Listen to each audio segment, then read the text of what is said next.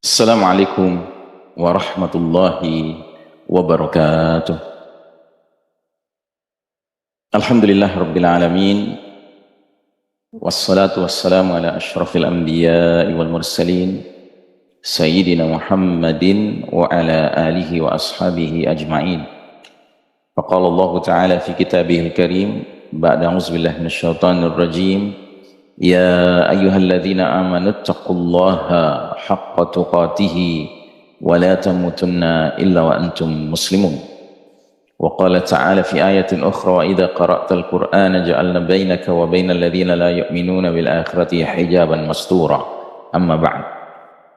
Jamaah rahimakumullah, alhamdulillah pada malam hari ini kembali kita melanjutkan kajian kitab karya Dr. Muhammad Ahmad Al-Mubayyad, yaitu Ensiklopedia Akhir Zaman.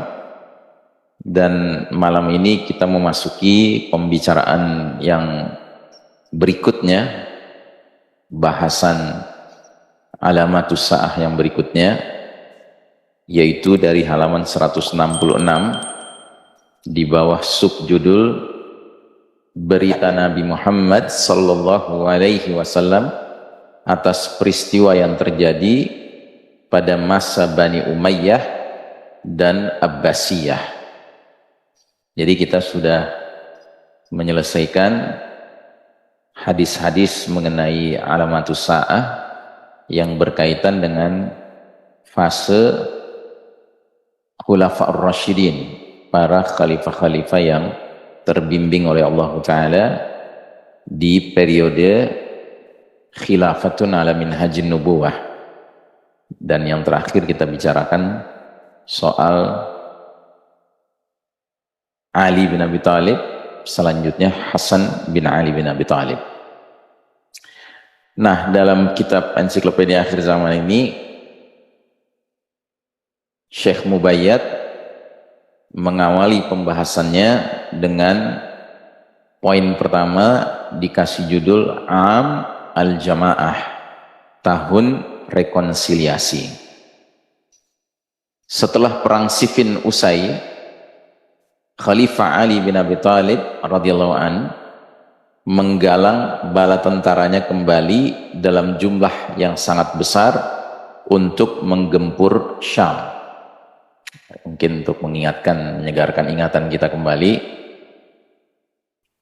kenapa Syam mesti digempur? Karena pada masa kekhalifahan Ali bin Abi Thalib cuma wilayah Syam yang dipimpin oleh Muawiyah ibnu Abi Sufyan radhiyallahu anhuma yang menolak untuk berbaiat kepada al-imam khalifah Rashidah keempat, yaitu Ali bin Abi Thalib.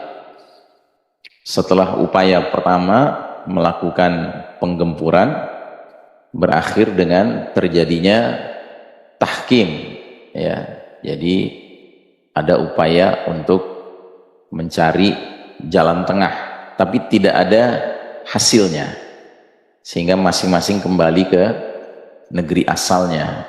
Rombongan Ali bin Abi Thalib kembali ke Kufah di Irak, sedangkan Muawiyah rombongannya kembali ke Damaskus, ke Syam. Nah, setelah menggalang kekuatan kembali, Ali pun bersiap-siap untuk menggempur Syam. Namun, akibat gangguan yang dilancarkan oleh kaum Khawarij pada tahun 38 Hijriah, membuat Khalifah Ali radhiyallahu an menunda penyerbuannya ke Syam dan berkonsentrasi untuk melancarkan penumpasan terhadap kaum Khawarij terlebih dahulu. Akhirnya mereka semua, kaum Khawarij, dapat ditumpas di wilayah yang bernama Nahrawan. Setahun kemudian, Ali radhiyallahu an kembali melakukan penggalangan kekuatan tentara, namun usaha beliau ini menemui kendala akibat penduduk Irak mulai berbeda pendapat terkait penyerangan tersebut. Jadi masyarakat Irak ini memang masyarakat yang problematik, ya. Di satu sisi Ali bin Abi Thalib memilih Kufah yang ada di Irak sebagai ibu kota pertama di luar Madinah, dengan harapan bahwa dari situlah bisa mendapatkan kekuatan. Tapi ternyata orang-orang Irak ini banyak yang tidak bisa dipegang, ya, sehingga mereka seperti suatu kaum yang sering berubah-ubah pendirian, kadang secara bulat mendukung Khalifah Ali, tapi kadang terjadi perselisihan dengan Khalifah Ali. Nah, akhirnya tahun 40 Hijriah penggalangan tentara untuk kesekian kalinya dapat dilakukan kembali. Tercatatlah sebanyak 40.000 personel yang turut bergabung dalam barisan Khalifah Ali bin Abi Thalib radhiyallahu anhu. Namun belum sempat Khalifah Ali melakukan mobilisasi, ya, menggerakkan pasukannya menuju ke Syam, ajal telah menjemput beliau melalui tangan si Durjana Ibnu Muljam. Ya, Ibnu Muljam ini termasuk kalangan Khawarij, ya.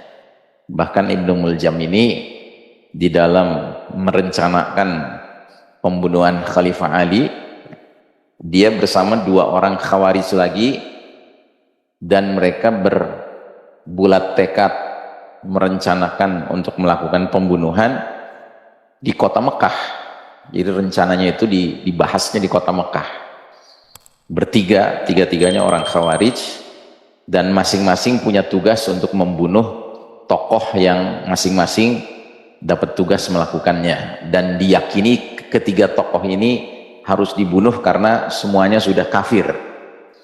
Nah, Ibnu Muljam tugasnya membunuh Ali bin Abi Thalib, yang 2 lagi tugasnya, yang satu membunuh Muawiyah, yang satu membunuh Amr bin As. Tetapi yang 2 lagi ini gagal dalam melakukan tindakan assassination-nya itu. Dari 3 sosok ini yang sukses, yang berhasil cuma si Ibnu Muljam ini, dan Ali bin Abi Thalib terbunuh dengan izin Allah di tangan Ibnu Muljam. Setelah itu orang-orang berbondong-bondong membaiat Al-Hasan bin Ali radhiyallahu anhuma untuk menduduki kursi khilafah, ya. Jadi ini perlu dipahami, ya, bahwa Hasan kenapa disepakati oleh banyak orang untuk diangkat menjadi khalifah pengganti Ali bin Abi Thalib, bukan karena dia anaknya Ali, tidak, tetapi karena memang pada masa itu, khususnya di ibu kota, di Kufah, sosok yang dipandang paling layak menjadi khalifah setelah terbunuhnya Ali adalah Hasan. Bahwa dia anaknya Ali itu lain perkara, jadi nggak ada hubungannya, ya. Nah, akhirnya Hasan diangkat jadi khalifah.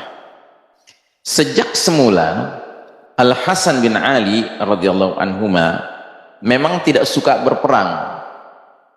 Jadi Hasan ini secara karakter tipenya suka damai, ya. Dia tidak suka berperang, apalagi dengan sesama muslim.